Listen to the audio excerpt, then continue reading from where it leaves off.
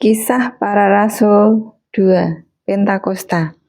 Ketika tiba hari Pentakosta, semua orang percaya berkumpul di satu tempat. Tiba-tiba turunlah dari langit suatu bunyi seperti tiupan angin keras yang memenuhi seluruh rumah di mana mereka duduk. Dan tampaklah kepada mereka lidah-lidah seperti nyala api yang bertebaran dari dan hingga pada mereka masing-masing. Maka penuhlah mereka dengan Roh Kudus, lalu mereka mulai berkata-kata dalam bahasa-bahasa lain, seperti yang diberikan oleh Roh itu kepada mereka untuk mengatakannya. Waktu itu di Yerusalem diam orang-orang Yahudi yang saleh dari segala bangsa di bawah kolong langit. Ketika turun bunyi itu, berkerumunlah orang banyak. Mereka bingung karena mereka masing-masing mendengar rasul-rasul itu berkata-kata dalam bahasa mereka sendiri. Mereka semua tercengang-cengang dan heran, lalu berkata, "Bukankah mereka semua yang berkata-kata itu orang Galilea? Bagaimana mungkin kita masing-masing mendengar mereka berkata-kata dalam bahasa kita sendiri, yaitu bahasa yang kita pakai di negeri asal kita? Kita orang Partia, Media, Elam, penduduk Mesopotamia, Yudea dan Kapadokia,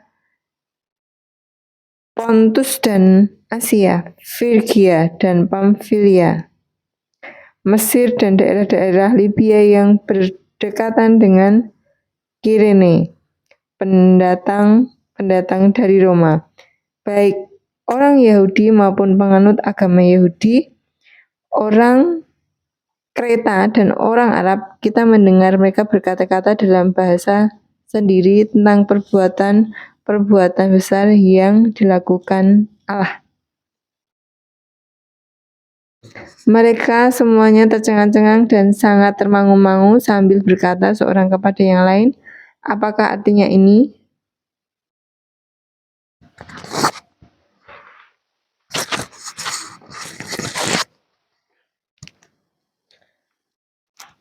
Tetapi orang lain menyindir mereka sedang mabuk oleh anggur manis. Khotbah Petrus. Maka bangkitlah Petrus berdiri dengan ke-11 rasul itu, dan dengan suaranya ring ia berkata kepada mereka, "Hai kamu orang Yahudi dan kamu semua yang tinggal di Yerusalem, ketahuilah dan camkanlah perkataanku ini. Orang-orang ini tidak mampu seperti yang kamu sangka, karena hari baru pukul 9, tetapi itu lah yang difirmankan Allah dengan perantaraan Nabi Yoel. Akan terjadi pada hari-hari terakhir, demikian firman Allah, bahwa aku akan mencurahkan rohku ke atas semua manusia, maka anak-anakmu laki-laki dan perempuan akan bernubuat,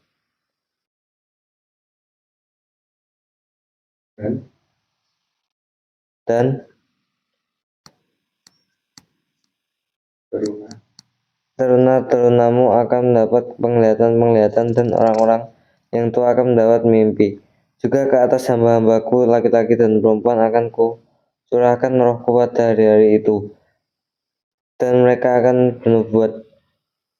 Dan aku akan mengadakan mujizat-mujizat di langit, dan tanda-tanda di bawah di bumi, darah dan api, dan gumpalan-gumpalan asap. Matahari akan berubah menjadi gelap gulita, dan bulan jadi darah sebelum datangnya hari Tuhan, hari yang besar dan mulia itu. Dan barang siapa yang berseru kepada nama Tuhan akan diselamatkan. Hai orang-orang Israel, dengarlah perkataanku ini. Yang aku maksudkan ialah Yesus dari Nazaret, seorang yang telah ditentukan dan yang dinyatakan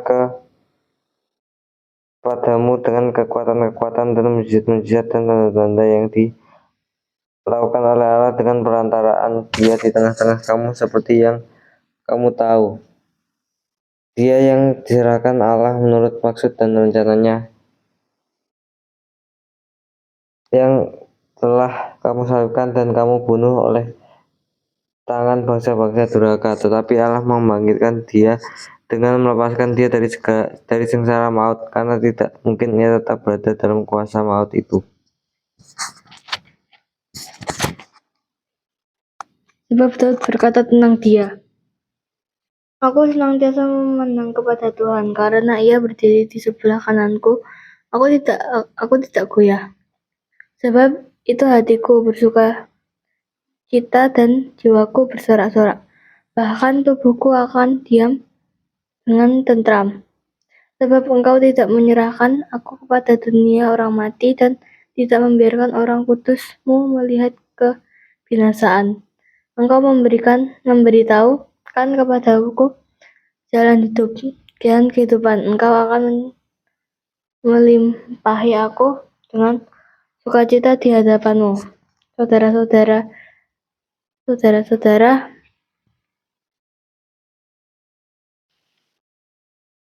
aku boleh berkata-kata dengan terus terang kepadamu tentang Daud, bapa bangsa kita. Ia telah mati dan dikuburannya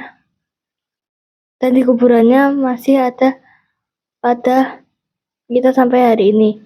Tetapi ia adalah seorang nabi dan ia tahu bahwa Allah telah berjanji kepadanya dengan mengangkat sumpah bahwa ia akan menduduki seorang dari keturunan Daud sendiri di atas tahtanya. Karena itu ia telah melihat ke depan dan telah berbicara tentang kebangkitan Mesias ketika ia mengatakan bahwa ia tidak ditinggalkan di dalam dunia orang mati dan bahwa dagingnya tidak mengalami kebinasaan. Yesus ini adalah yang dibangkitkan Allah, dan tentang hal itu kami semua adalah saksi. Dan sesudah ia ditinggikan oleh tangan kanan Allah dan menerima Roh Kudus yang dijanjikan itu, maka dicurahkannya apa yang kamu lihat dan dengar di sini. Sebab bukan Daud yang naik ke surga, melainkan Daud sendiri berkata,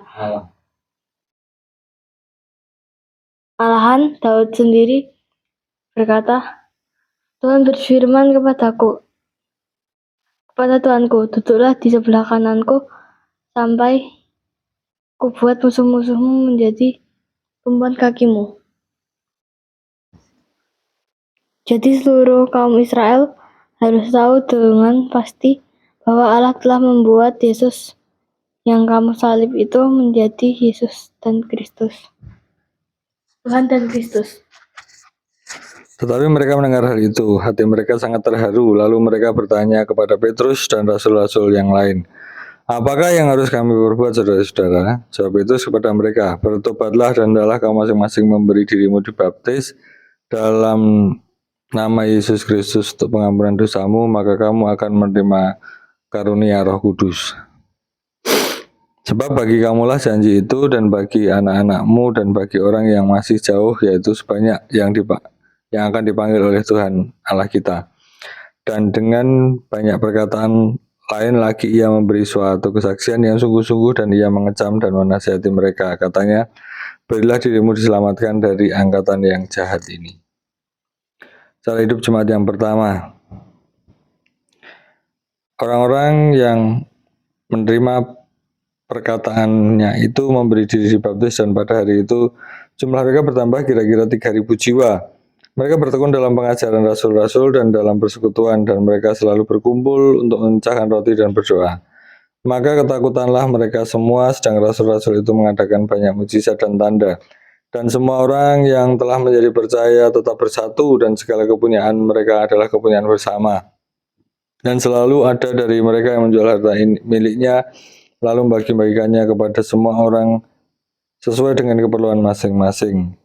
Dengan bertekun dan dengan sehati mereka berkumpul tiap-tiap hari di dalam bait Allah. Mereka memecahkan roti di rumah masing-masing secara bergilir dan makan bersama-sama dengan gembira dan dengan tulus hati.